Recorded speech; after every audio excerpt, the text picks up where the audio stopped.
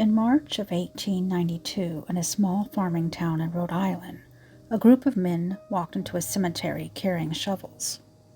They were not grave robbers. They were neighbors, fathers, farmers, and they were there to dig up a teenage girl who had been dead for less than 2 months.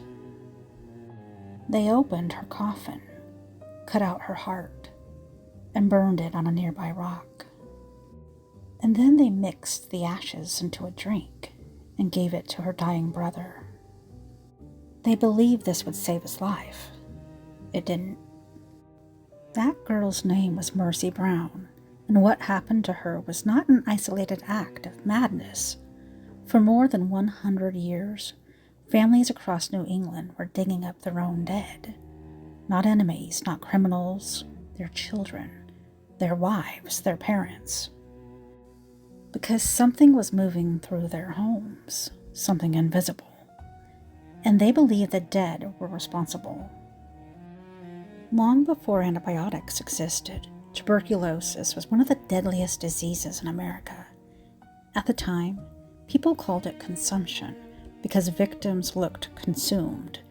The illness stripped weight from the body slowly.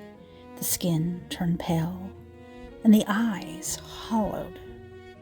People developed fevers that lingered for weeks, and then came the cough, deep, wet, and violent. Sometimes the victim coughed blood directly into cloth handkerchiefs, and the worst part was not how it killed, it was how it spread. Consumption moved through families. One person would become sick, and then another, and then another. A mother would die. Months later, her daughter would begin coughing, and then a son, and then a husband. Entire households collapsed in sequence. Today, the explanation is obvious. Tuberculosis spreads easily in close living quarters, but in the 1700s and 1800s, nobody understood bacteria. Nobody understood that airborne disease. They only understood patterns, and the pattern terrified them, because the first person to die was almost never the last. In isolated New England communities, that observation slowly transformed into belief. People began to think the dead were somehow feeding on the living, not in the modern Hollywood sense. These were not caped monsters lurking in castles. The New England vampires was something quieter, something worse. Families believed the dead remained connected to surviving relatives, that from beyond inside the grave they were draining life away, weakening the living little by little, pulling them toward death. And once that idea took hold, it changed everything. When another family member became sick, people began turning toward the cemetery for answers. The process became almost ritualistic. First, the grave was opened, and then the body was examined. If the corpse appeared unusually preserved, suspicion grew immediately, and the human body can appear horrifyingly alive after death, especially in cold climates. Bodies buried during winter sometimes decomposed very slowly. Blood could still remain inside organs. Hair and nails appeared longer as skin receded. The body could swell with gases. To frightened families with no medical knowledge, these were not natural processes. They were signs. The dead body was still active, still feeding, still dangerous. Once identified as the cause, the corpse was mutilated. The chest cavity was opened, the heart removed, sometimes the lung and liver too. Then came the fire.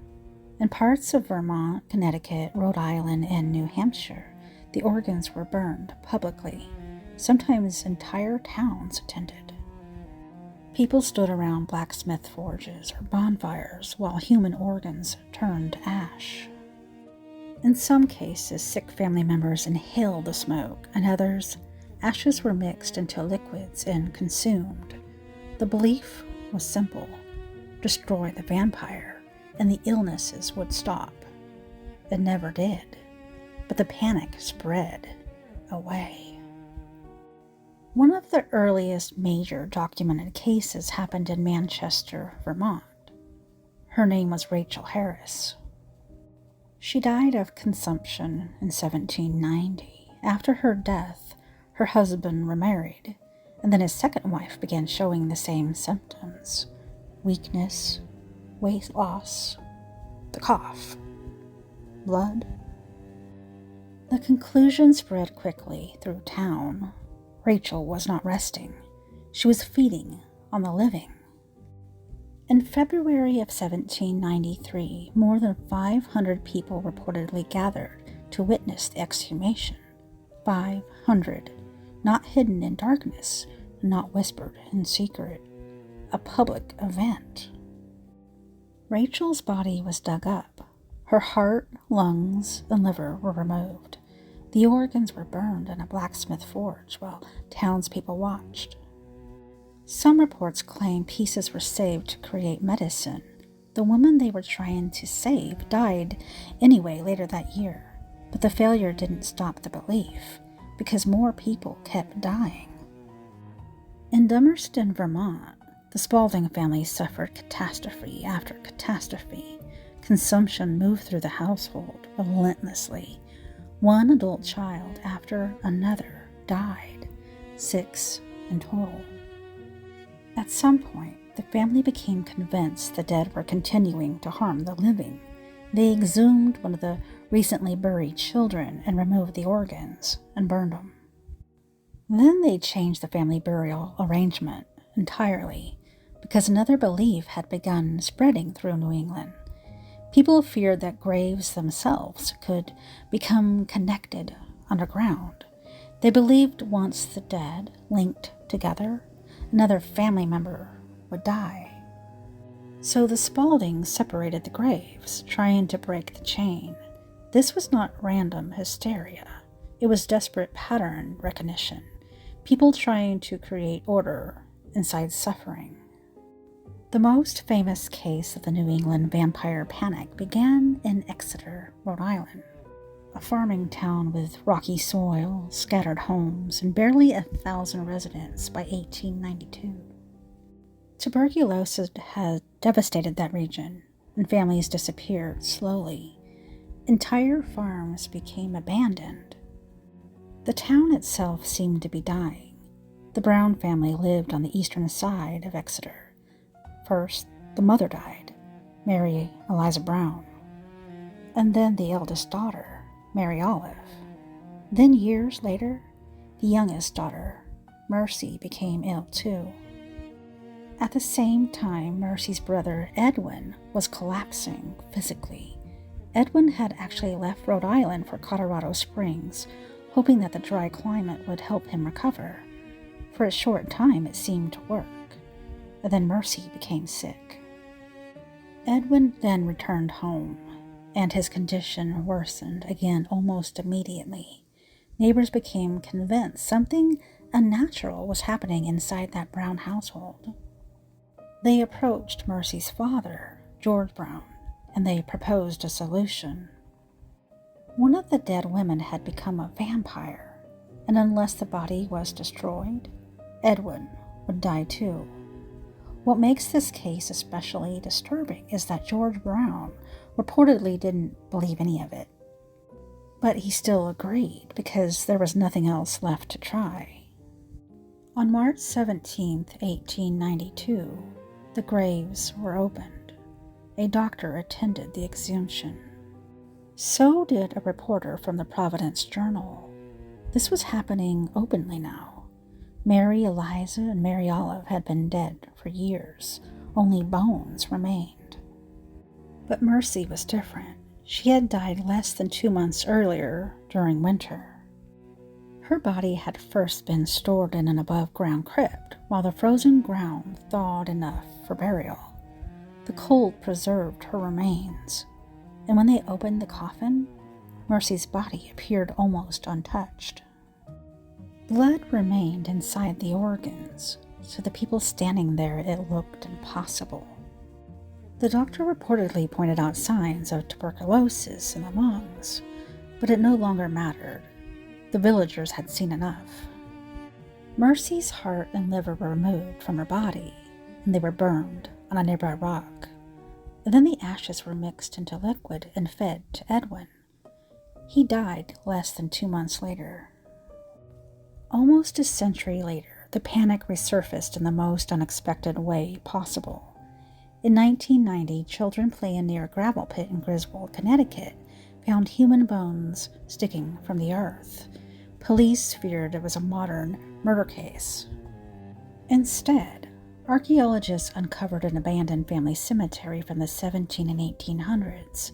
29 graves, most completely normal, except one. Burial number 4. The coffin belonged to a middle-aged man, identified only by the brass tacks, spelling JB.